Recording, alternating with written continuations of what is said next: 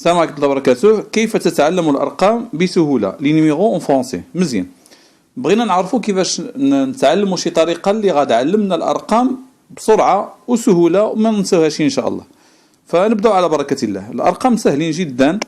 الأمر ديالهم غادي نبداو بالبساطة من صفر حتى 9. إذا 0 1 2 3 4 5 6 7 8 9.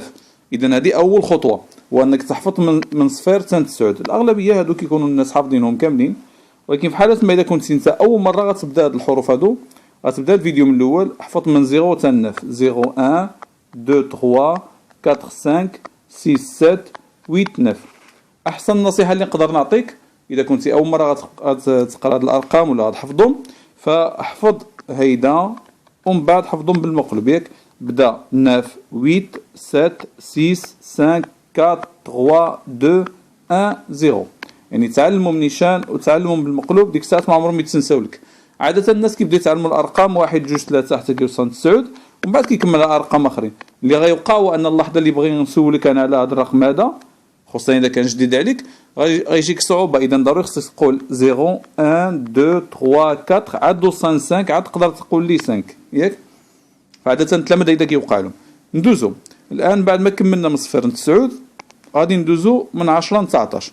إذا 10 11 12 13 14 15 16 17 18 19. مزيان. هاد الأرقام بنفس الطريقة غادي نحفظوهم نيشان، وغادي نحفظوهم عاود هيدا.